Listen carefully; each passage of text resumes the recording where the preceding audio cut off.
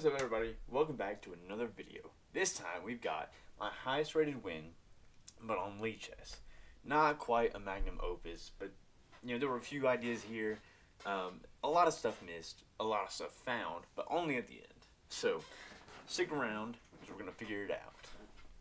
None of that rhymed, but I was trying to make it. So here we go. Knight f3. This is my opening. This is what I play. This is my bread and butter. Knight f3. And for some reason, there's some sort of meta where people long castle against this. But Knight f3, hybrid modern opening, big fan of it. Catches a lot of people off guard. My opponent, I'm not so sure if they were ready for it, but they kind of knew what they wanted to do. D4, one of the best moves against it. Just fiend coding my bishop, little King's Indian setup. That's it. The old fiend shadow. This is a way to play against it that I don't see very often. It's very unusual. So I continue my setup. I'm preparing for e4. Of course, it can't be played right now, but or e5. Sorry, for my opponent to play e5. It can't be played now because I would just take it. Plays knight out, completely allows e5. So I play knight bd2. Defending this square again, so I have two defenders. If played, I can go ahead and attack the bishop and add another defender with my bishop. Plays it. What do? Attack the bishop. What did I say I was going to do, right? So I attack the bishop, opening an attack here. Of course, the queen and knight both see it, so no big deal. Now he plays bishop back. Bishop back I don't like so much, because if I take, I know he's just going to go here and open this rook up and then bring this queen at some point and try to checkmate me over here. So I castle. I don't take immediately. But then he plays bishop here. And bishop here comes with a threat. Bishop e7 is a threat. Because now if I don't take and I play, let's say I play e4 or rook e1, then they're just going to play knight g4, attacking my knight, destroying my pawn structure. I not like so much because I just castled that way. So I go ahead, I take the bishop. What do? Open the rook. What did I say? I'm like a mastermind here. I play e4, striking in the center. Not so worried about anything over here yet because I'm not sure what my opponent's going to do with the pawns, the queen, the rook. I'm pretty certain they're going to castle this way. So they close it up, whatever. I play knight here, creating a threat on this pawn. They bring their queen up. Normally, people, play. I was kind of instigating b5. I was trying to make them play b5 so I could go back and play here. And kind of play around on that side because they're overcommitting a pawn that's going to be hard to defend. Especially if they castle this way, they're kind of weakening their king. So I go ahead. I play f4. Look, I know they're gonna castle, but I'm trying to make them take, get the bishop out, get active, go ahead and get all my pieces looking that way with my knight over here. They castle. They don't take. So I take. They don't take. Now I completely missed what this does. I cannot play here because of the rook. In case you're trying to say, oh, just play, bishop h3, pin the knight. Oh, whoa, you just lost a bishop. No, instead, I completely missed what this does. I could have played bishop here, followed by this, and not so good. The best move is just to push, play e6. I don't like that. The computer likes it. I don't like it because pawn takes. Creating another helpful pawn in the center here. Pawn takes, and then this file is just wide open. Of course, I would control it with this rook, but then they just trade a rook off, and I'm, have two pieces that aren't developed. So I play h3. I kick the knight. I didn't know what it was doing. I didn't see any of that. I'm just letting you know that's what the best move is because I looked at it on the engine. They take. I go ahead. I'm like, okay, I'll take. I play bishop here. It's hanging. So if they try to sacrifice here for all this, I'd pick up a piece in the end. Bishop f6. That's fine, just defending it. play h4 so that there is no sacrifice here. Oh, also, I'm playing h4 because I don't want g5 to be a problem. So it's preemptive. It's I forgot the word, but I play king b8 because they don't want me to play king here, bishop here. Or I was calculating if they didn't play this, king here, knight check, take, and after queen takes, I have bishop here, pinning the queen. So a big trade essentially is all that it comes out to be. I play a4. All right, you wanna put yourself over here? I'm gonna attack you over here. I know I'm wide open. I'm scared to death of all this right here. Oh, you got a knight, bishop, rook. Could easily bring the queen in at any given point. There is like a queen exchange type thing that would almost force me to trade the queen, and I would probably prefer it given the position. Knight g4, and I'm just thinking, just playing the knight right here. The computer absolutely hates that move. It thinks bishop h3 here, just pinning. Wins on the spot. And it does, because you can't defend this another time. So, I play queen here, because I'm anticipating playing this move. Because my opponent has just left it wide open. But they play bishop here. I play here because I figure if I take, you take, and then I have to leave my square. And I can't take this pawn because the knight would defend it. So, I play b4.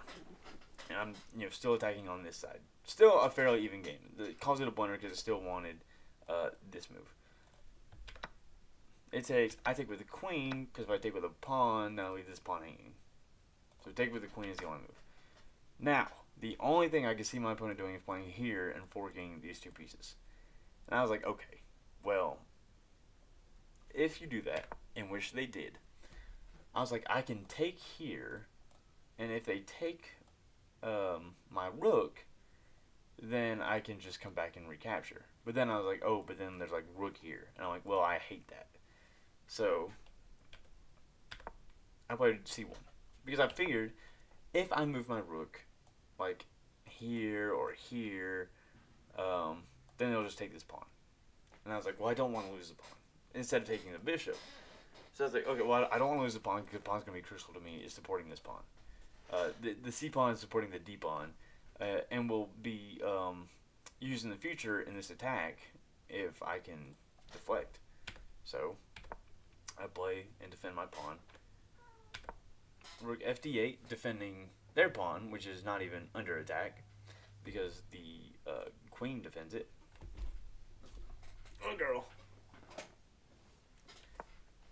So I play b5. I'm continuing my attack. This cannot be played. This can be played, but it's not great because takes, and your king's wide open. Rook h5 really caught me off guard. Really wanted to make me play g4, but it's not good because there are two attackers on that, and would also hang this pawn. So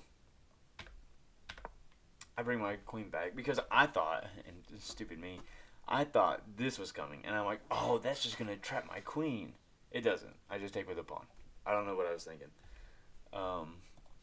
But I play queen back in case this did come. And after I play this, I'm like, oh, this isn't bad at all. They play rook c5, and I don't know the point in a rook c5. So I play c4, and I think, okay, if you take en passant, I'm just gonna take your knight. Easy as. And then I'm hitting your rook and your pawn, so do something. They play c6, trying to deflect my attack over here. I don't care. I do not. If you take this, I will take back this way so fast. Because I've got a rook on this file, and I can just slide my queen over, and you're, donezo. But they play this, and I think for a second. And I'm like, wait a minute. There's a check, but does it do anything? And I'm like, nah, not much. So I don't get a check. I threaten the knight, because I want the knight gone. I'm going to take the knight if it doesn't take my bishop. It doesn't take my bishop, and I thought that would force it to take my bishop. But then I was like, wait a minute, I just have check, and then I can play here, and everything is pinned. So I give a check. They slide the king over. Not the best move. Could have just played knight back. Would have been totally fine. But they play king over. So now I'm threatening the knight. I threaten the knight again. Now you gotta defend it. What do they have? F5. And I was like, yeah, I knew this was coming. And I was like, if I take this way, there's just rook takes. And if I take this way, I was like, then pawn takes. And I was like, wait a minute. Well, pawn takes, the rook's undefended. And there's nothing to guard these squares, or this square. So it would just be mate. So I take the knight. He realizes he can't take. So he plays queen over to defend the rook so that he can capture back. But then I just take again. And now I have a threat on the queen. And he plays, queen f6. I'm up a piece now. So I'm like, oh, wait a minute. If I just play here, where's the queen going to go? Back? Oh, then I pick up this pawn? I was like, what's going on here? So I play rook here. A little bit of a rook e6. They take it, and I was like, snap. I was like, okay. So I take back immediately. I didn't take any time on the recapture. He takes. I recapture with the pawn. Now this was like the big. This is like the main part was they hung a piece to a tactic, to a pin. And I've got a video called something about the pins. So check it out. Also could have recaptured like this way, and then I take the queen, and then you take my queen, and then I take this way, and then I'm still up a piece.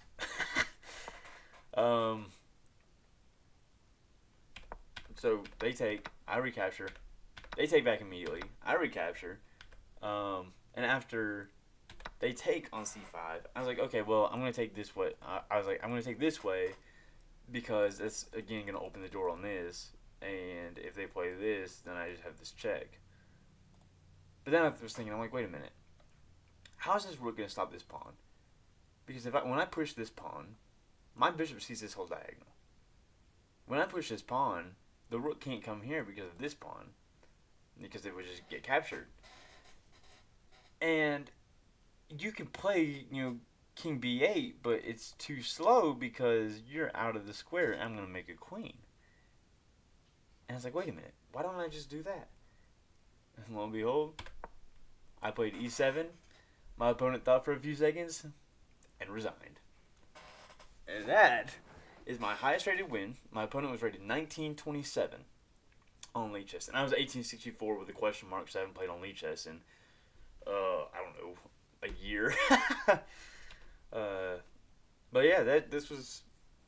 I was so scared of everything just crashing in on this side that my opponent got scared of me crashing in on this side. And I was attacking regardless. I was like, I'm going to attack. If you get me, you get me, but I'm going to attack you. And I don't know what this trend is with queenside castling against the King's Indian, but I get it. Because the King's Indian, you're supposed to kingside castle. Or push your pawns on the king side and attack over here with all your pieces, defending the king. But when you castle the other way, and your point is to attack with your queenside pawns, you're not disrupting my attack. And that was it. That was just it. That was the game. I was like, well, I'm up a piece. I'm just going to simplify and lull my way down. Nope. It was just a win from the start. And that, again, is my highest rated win in Rapid on Lichess.